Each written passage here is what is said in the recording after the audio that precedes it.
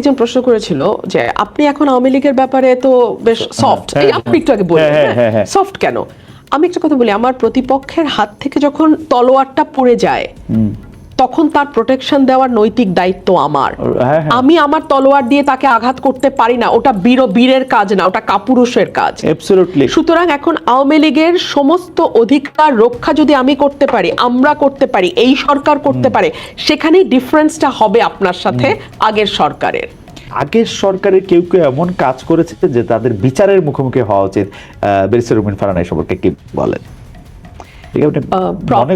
Proper investigation যদি হয়, যদি সত্যিকারই সেরকম কোনো অনৈতিক দুর্নীতি বা অন্য কোনো স্খলনের প্রমাণ পাওয়া যায়, কেন নয়? বিচারের ঊর্ধ্বে তো আসলে কেউ না, কেউ বিচারের ঊর্ধ্বে না। আপনি ধরেন একটা সে ফর এক্সাম্পল, এই গত 17 মাসে মব কয়টা হয়েছে বলেন তো? আমি তো আসলে হিসাব রাখতে রাখতে আমি আর হিসাব রাখতে পারি নাই। হ্যাঁ, মাজার ভাঙা গুনতে গুনতে আমি আর এক পর্যায়ে আই ওয়াজ লস্ট। হ্যাঁ, আর 360 দিনে 365টা, এটা মুখস্থ আমার বলছিলাম বলে মনে আছে, কিন্তু 360 দিন তো না, 365 দিন তো না, এটা তো আরো 6 মাস লিঙ্গের করছে। আমার কয়টা মাজার ভাঙা হয়েছে আমি জানি না। এগুলার কি বিচার হবে না, হওয়া উচিত না খালেদ ভাই? মাজার ভাঙা হয়েছে মানে তার জানি সম্মান ঠিক রাখার জন্য আপনি কবর থেকে লোকটাকে নামায় আপনি তাকে পুরাই দিচ্ছেন, এবং সেটা আপনি ফেসবুক লাইভ করছেন, সেইটার মধ্যে থেকে আপনি আসলে ভিডিও করে বাজারে ছাড়ছেন। কার কার জানি আপনি সম্মান রক্ষা করছেন, কার কোন মানে কি বলে কোন স্পিরিট রক্ষার জন্য আপনি গিয়ে 2টা বিল্ডিং এ আগুন লাগাই দিচ্ছেন, সেটা 2টা পত্রিকা, যে আপনি এটা হচ্ছে আপনার জুলাই স্পিরিট। আপনি মানে এইগুলি তো আসলে আমি জানি না, মানে এগুলি যারা করছে, যারা উস্কাইছে। এবং তবে আমি মনে করি, আপনার মত তো আমি জানতে চাওয়ার আগে আমি একটু মনে করি যে আমি কিন্তু সবসময় মনে করি যে আমার রাইট প্রোটেক্ট করাটা অত একটা বড় ব্যাপার না। এটা যে কোনো প্রাণীর একটা ইনস্টিংক্ট। আমি আমার রাইট প্রোটেক্ট করতে পারি। আমি যতক্ষণ পর্যন্ত আমার বিরুদ্ধ মতের পক্ষের রাইট প্রোটেক্ট করার উদ্যোগ নিতেছি ততক্ষণ পর্যন্ত আমি হচ্ছে একটু গণতান্ত্রিক। এইটা কি বাংলাদেশে বাংলাদেশের মানুষ কি কখনো বুঝবে যে আমার প্রতিপক্ষের রাইট আমার প্রোটেক্ট করতে হয়? তাহলে বাংলাদেশ এটা কি কোনোদিন মানুষ বুঝবে? এটা না, আমি এটাকে অন্যভাবে বলি। আমাকে একজন প্রশ্ন করেছিল যে আপনি এখন আওয়ামী লীগের ব্যাপারে তো বেশ সফট, এই আপনি একটু আগে বললেন সফট কেন? আমি একটা কথা বলি, আমার প্রতিপক্ষের হাত থেকে যখন তলোয়ারটা পড়ে যায় তখন তার প্রোটেকশন দেওয়ার নৈতিক দায়িত্ব আমার। আমি আমার তলোয়ার দিয়ে তাকে আঘাত করতে পারি না, ওটা বীরের কাজ না, ওটা কাপুরুষের কাজ।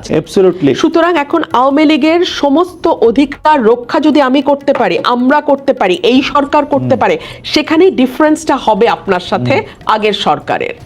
এবং এই যে মাইনরিটির প্রোটেকশন নিয়ে আমি একটু বলতেছিলাম যে দীপু দাসকে উনাকে পুরায় মাইরা ফেলা হইলো, উনাকে পুরায় মাইরা ফেলা সম্ভব হইলো উনাকে হচ্ছে মানে যেহেতু উনি মুসলমান না, কোনো কিছু একটা বইলা ট্যাগ দিয়া।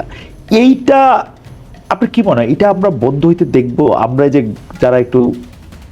যারা সংখ্যায় কম তাদেরকে আমরা প্রোটেক্ট করতে পারবো? আপনার কি মনে হয়? আসলে আমাদের খুব শক্ত একজন শাসক দরকার, এবং জিয়াউর রহমান সাহেবের মতন একজন শাসক দরকার আমাদের, যিনি ব্যক্তিগত হিসাব, লোভ, লালসা, ক্ষমতা এই সকল কিছুর ঊর্ধ্বে উঠে দেশটাকে ভালোবেসে দেশটাকে ট্র্যাকে আনার চেষ্টা করবেন।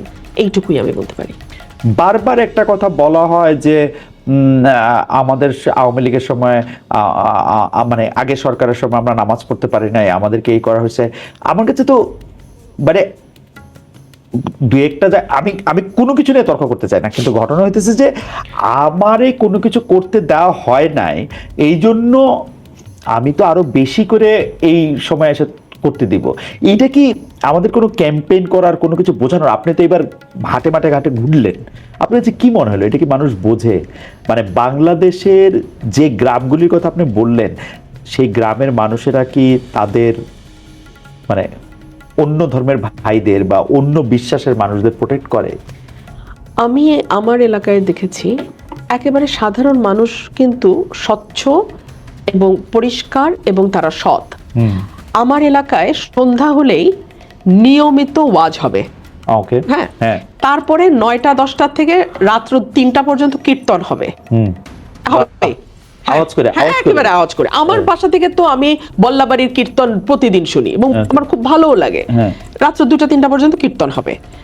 আর এই যে আপনার ওই অক্টোবর মাস থেকে শুরু হবে ফেব্রুয়ারি পর্যন্ত বাগান মেলা, গত বছর মেলা বন্ধ করছিল, আমি গিয়ে পিটায়া মেলা আবার শুরু করেছি।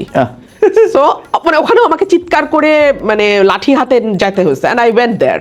ওকে, তো আমি মেলা আমার এখানে কোনোভাবেই বন্ধ হতে দেব না। মেলাও চলবে, ওয়াজও হবে, কীর্তনও হবে। হাফিজুল ইসলাম শাওন উনি বলতে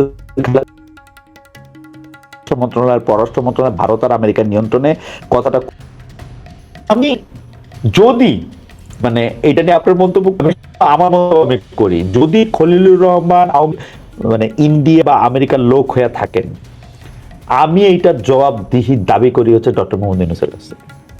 কারণ ডক্টর মোহাম্মদ ইউনূস এটা ইন্ট্রোডিউস করছেন ওনারে, এবং উনার এলে সেটা ওনার জানা উচিত ছিল, এবং ওনার এটা বোঝা উচিত ছিল হাই রিপ্রেজেন্টেটিভ ফর রোহিঙ্গা, তারপরে গিয়ে হচ্ছে যে নিরাপত্তা উপদেষ্টা যেটা দরকার। মানে আপনি কি মনে করেন আসলে এই যে প্রশ্নটা আমি ইচ্ছা করলে এড়াই যেতে পারতাম, কিন্তু এটা আসলে একটা প্রশ্ন, তাই না? মানে খুবই গুরুত্বপূর্ণ প্রশ্ন। মানে কেন, এবং এইটা যদি হয় তাহলে আমাদের কপালে দুঃখ আছে। আরেকটা হইলো যে আপনি কোন রাজনৈতিক দল করবেন কিনা, অনেক প্রশ্ন আসছে সেটা। এটা যদি আপনি এটা বলেন যে আপনি একটা আলাদা রাজনৈতিক দল করার ইচ্ছা আপনার আছে কিনা। আপাতত নেই।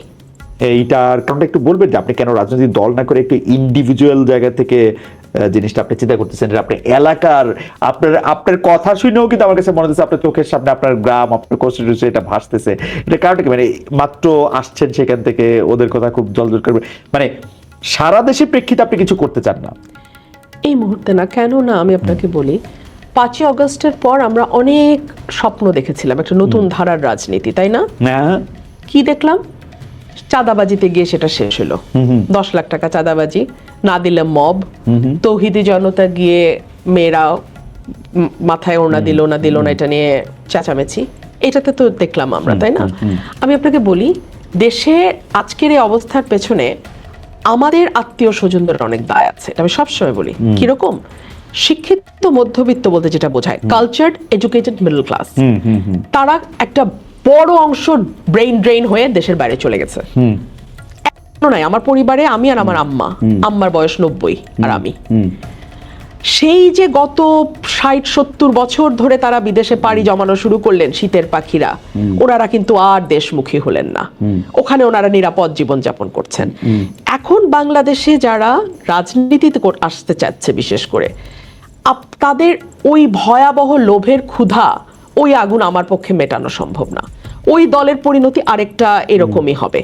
ও সুতরাং আমি ভাই আমার এলাকার মানুষকে নিয়ে ওদের জন্য আমি কাজ করতে চাই। আমার অত বড় স্বপ্ন না, আমার স্বপ্ন ছোট। পাঠকদের প্রশ্ন থেকে এইটা একটা প্রশ্ন, এটা আমার মনেও এই প্রশ্নটা ছিল যে শিক্ষা ব্যবস্থা বা পাঠ্যক্রম, পড়ার বই এভাবে শেখানো হইতেছে, এইটা আপনি কিরকম দেখেন? মানে এটা তো একটা মেসিভ সংস্কার হওয়া দরকার, কিন্তু আমরা দেখতেছি যে এইটা সংস্কার হওয়ার সময় এটাকে একটা পলিটিক্যাল লেন্সে দেখা হচ্ছে, মানে 2026-এর লেন্সে না, এটা যুক্তির লেন্সে না, এটা পলিটিক্যাল লেন্সে। মানে যেই সরকারের যখন যেটা তখন মানে মনে হইতেছে আমার এটার সামনে আনা দরকার, আমার এটাকে গ্লোরিফাই করা দরকার, এটাই করাচ্ছে। আপনি কি মনে করেন এর থেকে মুক্তি পাবে বাংলাদেশ? মানে এই সরকারকে এটার দিকে মনোযোগ দিবে? মানে শিক্ষামন্ত্রী একজনকে করা হয়েছে, তার সম্পর্কে সবচেয়ে বড় কথা তিনি দৌড়ায় নকল ধরতো, কিন্তু পুরো শিক্ষা ব্যবস্থা করেই করেন। মানে শিক্ষা ব্যবস্থা আপনি যেটা শিখলেন, কি শিখতেছে? পাঠ্যক্রমের অবস্থা বা আমরা যেগুলি পাঠ করতেছি তো ভয়াবহ অবস্থা। এইটা আমাদের এই সরকারকে ফেসবুক দিকে তাকিয়ে দেশ চালালে চলবে না। ওকে, হ্যাঁ, পপুলিস্ট অ্যাপ্রোচের দিকে গেলে হবে না। আমার মনে হয় দেশে এখনো শিক্ষা ব্যবস্থা নিয়ে যারা কাজ করেন, অভিজ্ঞ এক্সপার্ট আছেন, ওনাদের সঙ্গে বসে পুরো কারিকুলামটা রিভিউ করা দরকার। পুরো শিক্ষা, যেমন আমার যেহেতু বাসায় কোনো শিক্ষার্থী নাই, আমি বলতে পারবো না, কিন্তু আমার কর্মীরা অনেক সময় বলে যে আপা কিছু তো পড়ে না, ও সারাটা দিন ঘুমায়, কালকে নাকি পরীক্ষা, একটু কি দেখে পরদিন গিয়ে পরীক্ষা দেয়, মোবাইল ছাড়া নাকি আজকাল বাচ্চারা পড়াশোনা হয় না। সো এইভাবে তো আসলে আপনি বিশ্বমান তো দূরের কথা, আপনি তো জাতীয় মানই শুদ্ধভাবে বাংলা, ইংরেজি বাদ দিলাম, ইংরেজি হয় না, শুদ্ধভাবে বাংলায় 4টা লাইন একটা বিএ পাস করা ছেলে লিখতে পারে না।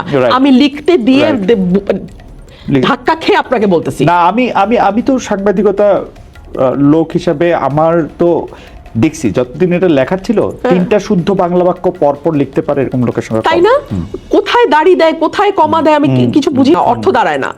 তো আমার মনে হয় পুরো ব্যবস্থাটা আবার আমাদের ঠান্ডাভাবে ঢেলে সাজিয়ে শুরু করতে হবে। যে ডিম ভাজি এগুলো নিশ্চয়ই জরুরি, ডিম ভাজি জানতে হবে আপনাকে, জীবনে চলতে হলে খাওয়া দাওয়া করতে হবে, কিন্তু ওইটা যেন আপনার শিক্ষা ব্যবস্থার ফোকাস না হয়। না, আমি আপনাকে আসলে আরো অনেকক্ষণ আগে শেষ কথা বলে তারপর দর্শকদের এটা আমি আসলে ভালো দেখতে পাচ্ছিলাম না, পরে দেখার পরে তারপর অনেকগুলি প্রসঙ্গ আপনার কাছে কিন্তু বাংলাদেশের দর্শকদের অনেক রকম অনেক বিষয় নিয়ে আসা আছে। আপনি সারা দেশের একটা দল করবেন কিনা, আপনি বিএনপিতে আবার যোগ দিবেন কিনা, আপনার আসলে পলিটিক্যাল ভবিষ্যৎ, আপনি শিক্ষা ব্যবস্থা নিয়ে আপনি কি মনে করেন, আপনি ধর্ম ব্যবস্থা নিয়ে আপনি কি মনে করেন। আমার শেষ প্রশ্ন দর্শকদের এই প্রশ্ন থেকে এটা করা, মানে দর্শকদের প্রশ্ন থেকে শেষ প্রশ্ন সেটা হচ্ছে যে আপনি কি মনে করেন আসলে মানুষে মানুষে যেটাকে আমরা হারমোনি বা একটা এটাকে কি বলবো পারস্পরিক সৌহার্দ্যবোধ আনতে হলে আসলে কি করতে হবে? মানে আমি আর আপনি তো অবশ্যই ডিফারেন্ট, মানে আমি রংপুরের, আপনি ব্রাহ্মণবাড়িয়ার, আপনি মেয়ে আমি ছেলে, ওরকম ভাবে নানাভাবেই তো আমাদের পার্থক্য করা যায়। আপনি একটা ধর্ম বিশ্বাস করতে পারেন, আমি আর একটা ধর্ম বিশ্বাস করতে পারি, এটার মধ্যে আসলে এই সৌহার্দ্যটা কেমনে হবে? মানে আমরা এতজন মানুষ মানে মিলবো কি শর্তে? আমাদের প্রথম শর্ত হচ্ছে আমরা প্রত্যেকে বাংলাদেশী, আমরা বাংলাদেশের নাগরিক হিসেবে আমাদের প্রত্যেকের কিছু দায়িত্ব আছে, আবার কিছু অধিকারও আছে। আপনি আপনার অধিকার তখন পুরোপুরি বুঝে পাবেন যখন আপনি আপনার দায়িত্বটা করবেন। মানে এখানে আমি এভাবে বোঝাতে চাইছি যে প্রতিটি নাগরিক যদি তার অধিকার সম্পর্কে সচেতন হওয়ার সাথে সাথে তার দায়িত্ব সম্পর্কেও সচেতন হয়, তাহলে আমার মনে হয় আগামীর বাংলাদেশ করাটা আমাদের জন্য আরেকটু সহজতর হবে। বা কোটা আছে, আপনি তো এখন আর কোনো কিছুতেই বিলং করতেছেন না, তাহলে আপনার রাজনৈতিক ভবিষ্যৎটা কি? মানে আমি যদি সহজ করে ব্যাপারটা বলি যে 5 বছর পর আপনি আপনাকে কোথায় দেখতেছেন? মানে আপনি সংসদে ভালো ভালো কথা বলতেছেন, পয়েন্ট অফ অর্ডারে দাঁড়াচ্ছেন, আপনি নোটিশ দিচ্ছেন, কিন্তু এটা কোথায় যাচ্ছেটা কোথায়? এবং এর জন্য কিন্তু আপনাকে বড় স্যাক্রিফাইস করতে হচ্ছে। আপনি কিছুক্ষণ আগে বললেন যে 3 বা 4 লাখ টাকা, কারণ আমার বন্ধুরা আমি খুব ভালো করেই জানি আপনি যেরকম পরিচিত মানে লয়ার, তার ফলে আপনার জন্য এটা আরো সহজ। তো এই স্যাক্রিফাইসটা করে আপনি আসলে কি কি করবেন আসলে আপনি, বা কি পাবেন?